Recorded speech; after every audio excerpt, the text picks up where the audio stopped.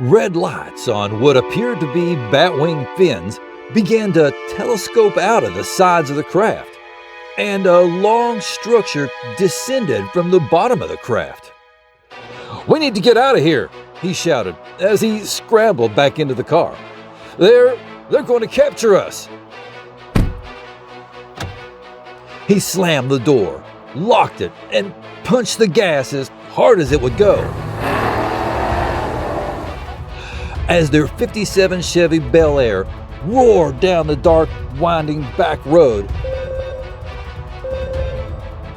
they started hearing beeping sounds coming from the trunk. Both felt a tingling sensation run all over their body. The couple felt instantly drowsy and lost consciousness. A vessel had landed on the Hill's car, putting them to sleep. Afterward, gray beings walked them up a long ramp into a spacecraft. Once inside, the Hills were separated, taking turns in an examination room that had curved walls and a large light hanging from the ceiling. Welcome to a journey into the mysterious world of unidentified flying objects and alien abductions. In the annals of unexplained events, one story stands out as a pioneering chapter in the history of UFO encounters: the captivating experience of Betty and Barney Hill. In the early hours of September 20th, 1961, Betty and Barney Hill experienced a series of events that would forever change their lives and ignite the imagination of folks around the world. A seemingly routine drive turned into a harrowing ordeal, leaving them with baffling memories and missing time. Their story, known as the Betty and Barney Hill abduction, would become a cornerstone of ufology, sparking debates, investigations, and a lasting cultural impact. We're going to delve into the heart of this extraordinary account. We'll unravel the details of that fateful night, explore the psychological and physical effects it had on Betty and Barney, and dissect the various theories that attempt to explain what truly transpired. Through this exploration, we'll not only shed light on one of the most famous UFO encounters in history, but also gain insights into the broader phenomenon of close encounters of the fourth kind. So, fasten your seatbelts as we take off into the unknown, where reality blurs with the enigmatic, and the question of what lies far beyond our understanding takes center stage. This is the story of Betty and Barney Hill, a story that continues to intrigue and mystify, challenging the boundaries of our perception and inviting us to contemplate the mysteries that lie just beyond the stars.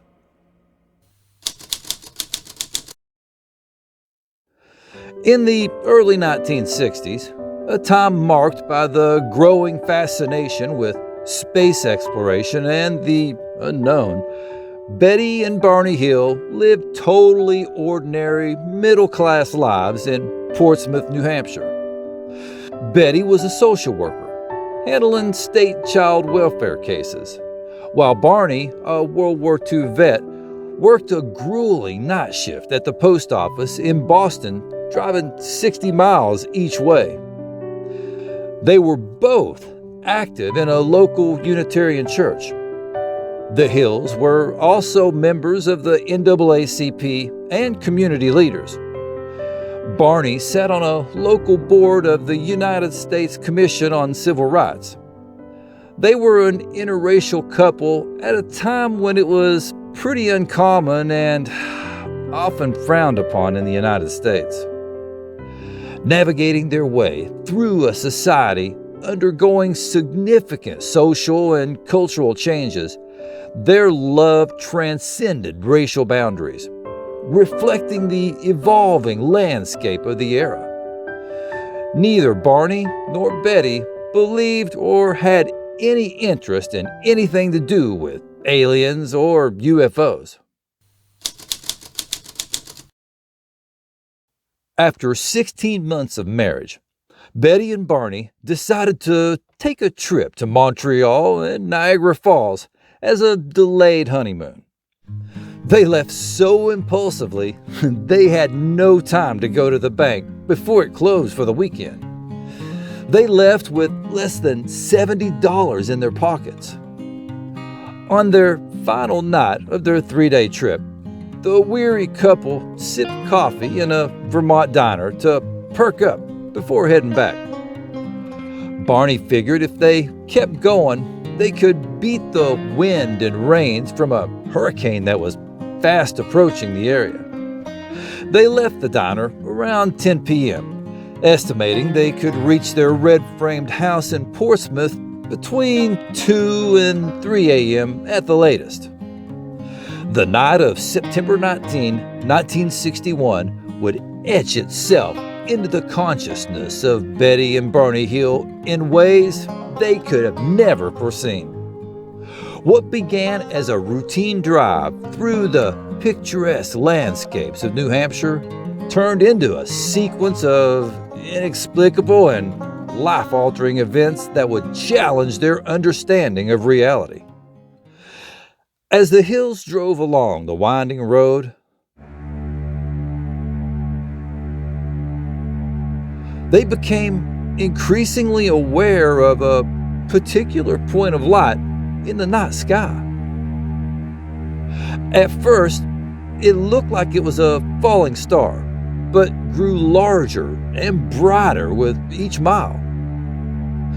Barney, an avid plane watcher, was sure they had nothing to worry about. "It's just a satellite," he assured Betty. "It just probably went off course," initially dismissing it as an ordinary aircraft.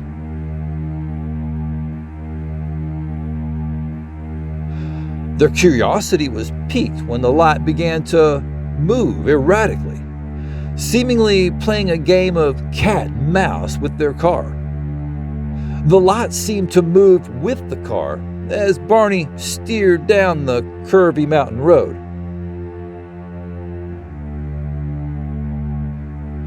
The light zigged and zagged, ducking past the moon and behind trees and mountain ridges, only to reappear moments later.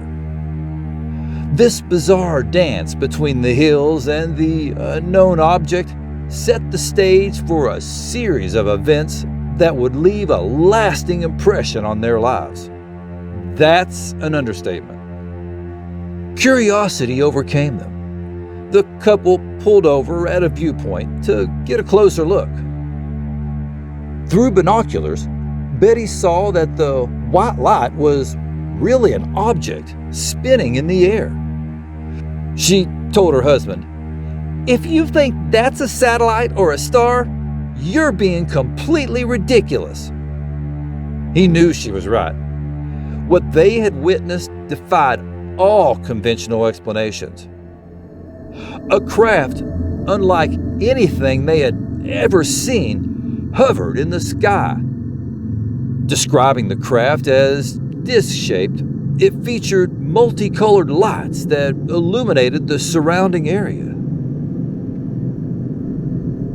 The Hills watched in a mix of awe and apprehension as the craft maneuvered with a fluidity that defied the capabilities of earthly technology. Startled and unnerved, the Hills quickly returned to their car and continued their journey. However, the strange craft continued to follow them, descending closer and closer.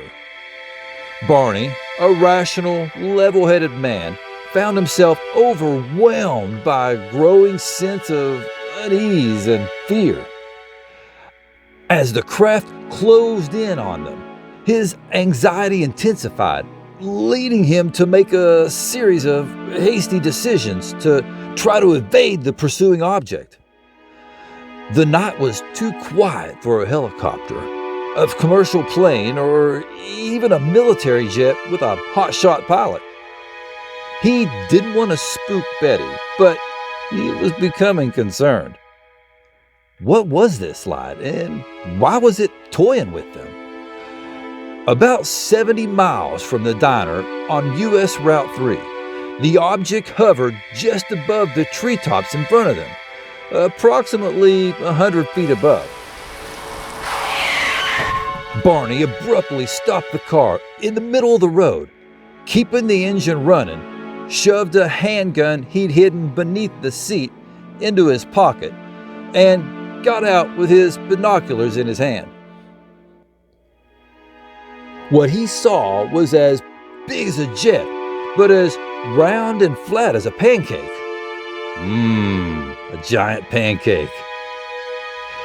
This time, he saw about 10 aliens with huge eyes and grayish skin staring at him from inside the craft's windows. They wore shiny black or dark blue uniforms with matching caps. "Shoot 'em!" He tried pulling his gun from his pocket, but couldn't. It was as if some unknown force was stopping him. He felt as if they were communicating with him telepathically. One of them communicated a message telling him to stay where you are and keep looking. Red lights on what appeared to be bat-wing fins began to telescope out of the sides of the craft, and a long structure descended from the bottom of the craft. "We need to get out of here," he shouted as he scrambled back into the car. They're going to capture us." He slammed the door, locked it, and punched the gas as hard as it would go. As their '57 Chevy Bel Air roared down the dark, winding back road, they started hearing beeping sounds coming from the trunk. Both felt a tingling sensation run all over their body. The couple felt instantly drowsy and lost consciousness. The next thing they knew, it was 2 hours later, and they were sitting in their car some 35 miles south of their last location, with no idea how they got there. Delcy, their dog, was cowering under the seat. Delcy was like, "What the fuck, man?" At sunrise, the Hills rolled into their driveway, exhausted. And although they were home safe, they couldn't shake the sense that something was very wrong. The next day, after waking up, Barney decided to check the trunk of the car where the beeping sound was coming from. On the trunk lid, there were several odd-looking, shiny, concentric circles that weren't there before. Trying an experiment, he held a compass near the spots, and the needle started spinning wildly. Both of their watches had stopped and never worked again. It must not have been a Timex. The binocular strap was torn. The toe area of Barney's dress shoes was scuffed up badly. Betty's dress was ripped at the hem, zipper, and lining, and dusted with an unidentified pink powder. Later that day, the Hills called the U.S. Air Force Base in Portsmouth to report the incident. Betty and Barney withheld most of the details of what they had witnessed because they feared being labeled as crazy and not taken seriously. The Air Force investigator hastily concluded that the couple mistook the planet Jupiter for a UFO and filed the report with Project Blue Book, the then classified Department of Defense program for investigating UFOs, which means it probably didn't go any further. The Hills case was filed under insufficient data, a classification indicating one or more crucial pieces of evidence were missing. Well, at least they didn't say it was swamp gas. That wasn't good enough for the Hills. The Hills still wanted answers about what had happened to them. From her local library, Betty checked out a book about flying saucers by Donald Kehoe, a retired Marine Corps aviator and the co-founder of the National Investigations Committee on Aerial Phenomena, NICAP, the leading civilian UFO research group at that time. The Hills reached out to Kehoe, who responded enthusiastically and invited them to tell their whole story. On October 21st, 1961, Kehoe sent a Boston astronomer and NICAP member named Walter Webb, who spoke with the Hills for 6 hours straight. Barney stated that he had developed a mental block and that he suspected there were some portions of the event that he didn't wish to remember. He described in detail all that he could remember about the craft and the appearance of the somehow not human figures aboard it. Webb concluded that they were telling the truth, and the incident occurred exactly as reported, except for some minor inconsistencies, like the exact time, the length of visibility, the size of the object and occupants, and the distance of the object. Betty and Barney finally felt that people were listening to them. But along with the needed validation of their encounter came graphic nightmares. 10 days after the interviews with Webb, Betty began to have vivid dreams of the incident, which continued for 5 straight days. She said they came with an intensity and detail she had never had before. In November 1961, she started writing down the details of them right as she woke up. She remembered them stopping at a roadblock and smaller statured men between 5 and 5'4" tall surrounded their car. Then she recalled them being forced to walk through the forest at night in a trance-like state to their car. The leader told them to wait and watch the craft take off. The couple desperately needed mental help. The two met with Benjamin Simon, a psychiatrist and neurologist who specialized in hypnosis, a mainstream technique at that time. Through months of weekly sessions, Simon helped the couple piece together what they recalled had happened. A vessel had landed on the Hills' car, putting them to sleep. Afterward, gray beings walked them up a long ramp into a spacecraft.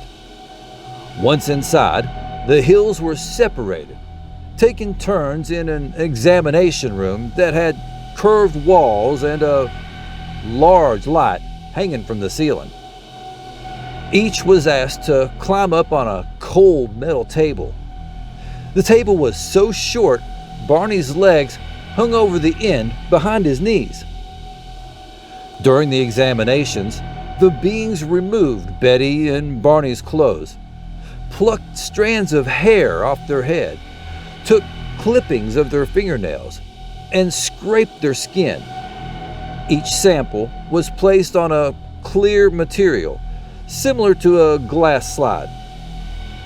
Needles connected to long wires probed their head, arms, legs, and spines.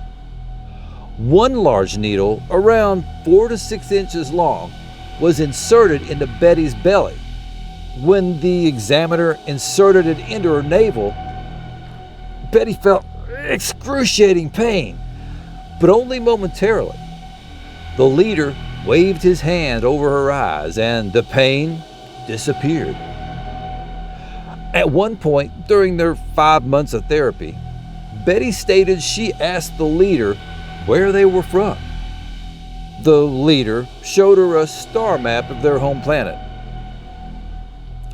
During hypnosis, Betty drew the star map that the alien leader had shown her while on the ship. Oh, an interesting quick side note on that. In 1968, Marjorie Fish, an elementary teacher and amateur astronomer, read the book Interrupted Journey, 2 Lost Hours, which was based on their abduction account, and took notice of Betty's star map drawing that was included in the book. Fish wondered if it might be deciphered to determine which star system the UFO came from. Assuming that one of the 16 stars on the map represented Earth's sun, Fish constructed a 3-dimensional model of nearby stars that have characteristics that could support life, like the Earth's sun. Using thread and beads, basing stellar distances on those published in the 1969 Gliese Star Catalog, she discovered that the star map was an exact match to the double star system of Zeta Reticuli, a galactically close 39 light years from Earth.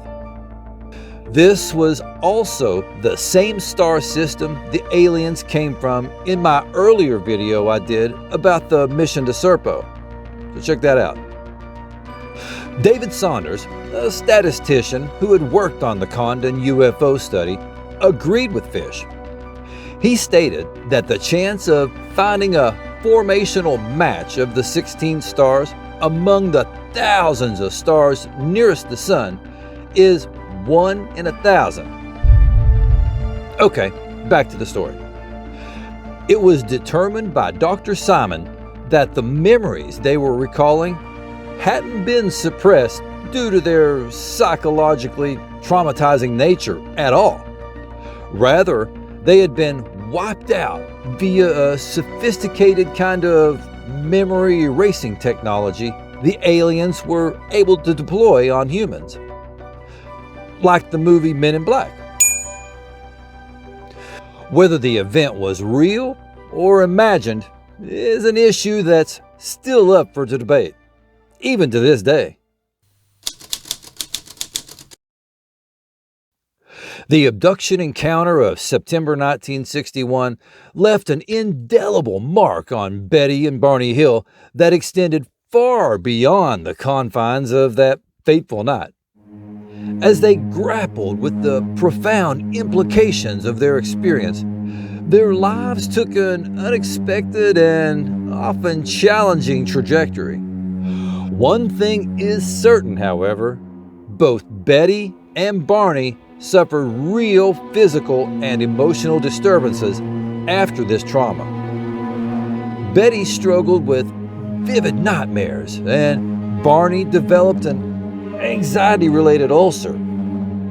Both of them had relentless insomnia. The Hills didn't go public with their story until 1963, and even then, they kept it local. However, the public attention and media frenzy quickly began to kick into high gear. Several books, magazine, and newspaper articles were written about it, and the local and national media outlets interviewed them both on radio and TV shows. Their experience inspired fictional accounts of UFO abductions in books, movies, and television shows, shaping how the theme of alien abduction was portrayed in entertainment.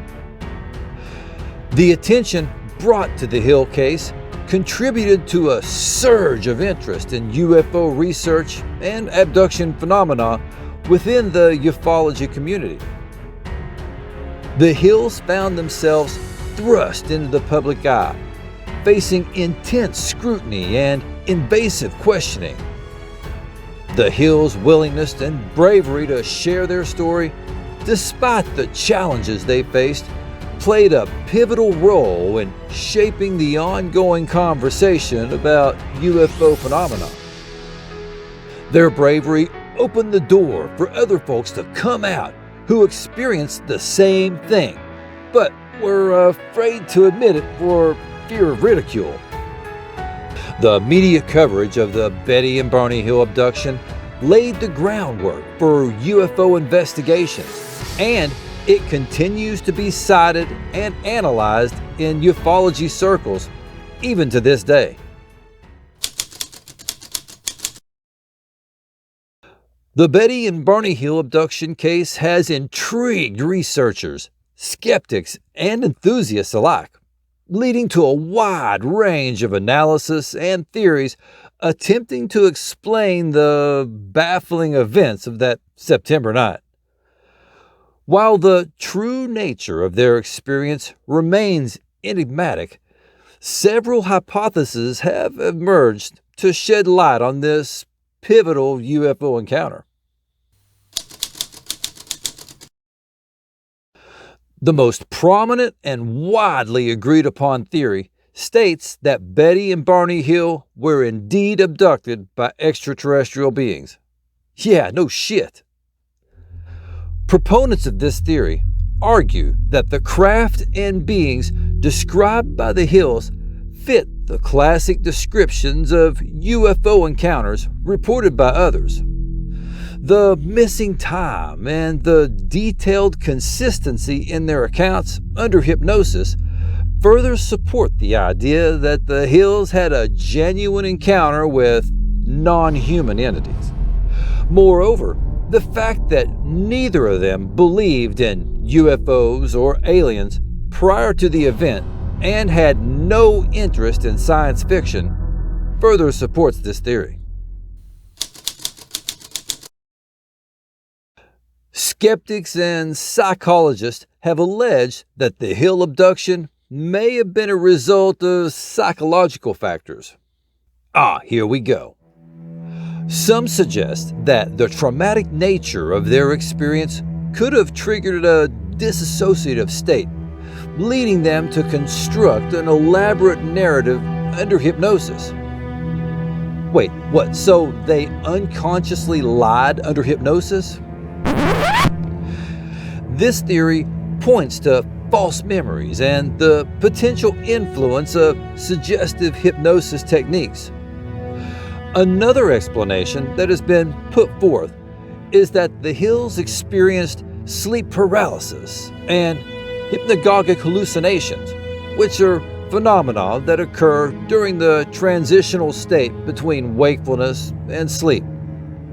These hallucinations can involve vivid and sometimes terrifying experiences, including sensations of levitation and encounters with otherworldly beings. Sleep paralysis is catching up to pareidolia on the skeptical explanation attempts. Some researchers argue that the Hills abduction account could have been influenced by cultural factors, including media portrayals of UFOs and alien encounters. The couple may have unknowingly drawn from these cultural narratives when describing their experience, leading to a narrative that aligned with existing UFO lore, even though they're not into sci-fi. While the Hills' sincerity is widely acknowledged, there have been suggestions that their story might have been a conscious or unconscious fabrication. This theory, though far less common, proposes that the couple might have invented or exaggerated elements of their account for various reasons, including attention, notoriety, or to even mask a different underlying experience. Bullshit!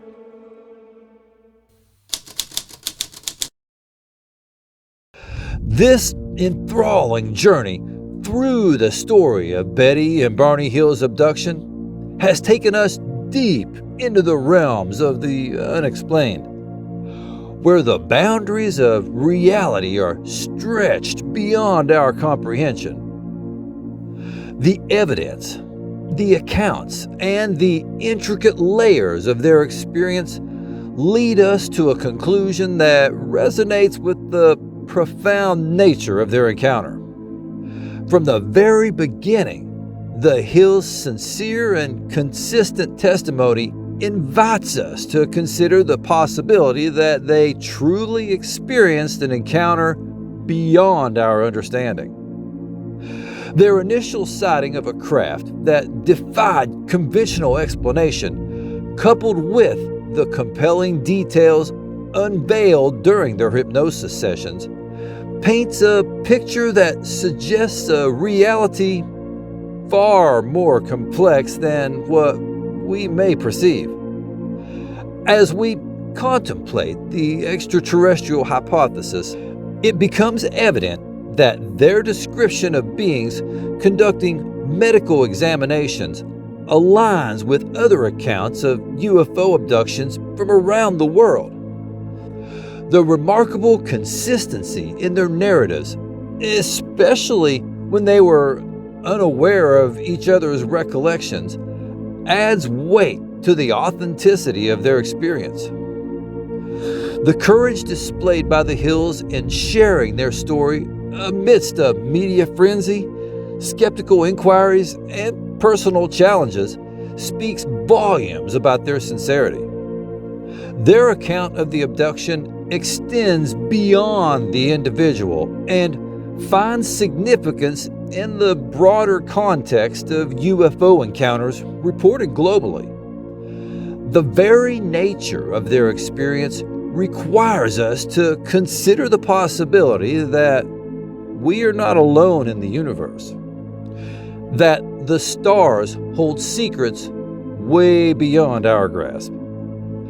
As I conclude this exploration, we're reminded that the universe remains a canvas of mysteries, waiting to be uncovered. The legacy of Betty and Barney Hill invites us to embrace a sense of wonder, to entertain the notion that reality might be far more intricate than we can comprehend. And that scares the shit out of a lot of people. Their story encourages us to keep our minds open, to peer into the night sky with a sense of curiosity, and to consider that the truth as they experienced it might be waiting for us just beyond the horizon. Thank you for joining me on this wild magic carpet ride. And an extraterrestrial thank you for watching this far into my video. What do y'all think of the Betty and Barney Hill abduction? Did it really happen? Did they have some kind of a mental breakdown? Or were they just really tired and hallucinated it? Let me know in the comments. UFOs and aliens are my favorite paranormal subjects. So, y'all already know what I believe. The slow trickle of information finally being admitted by the government is proof. Hell, the congressional hearings that were done just last July were very revealing. Something way bigger is going on here. Eventually, everyone will know. The truth is out there, and it's coming.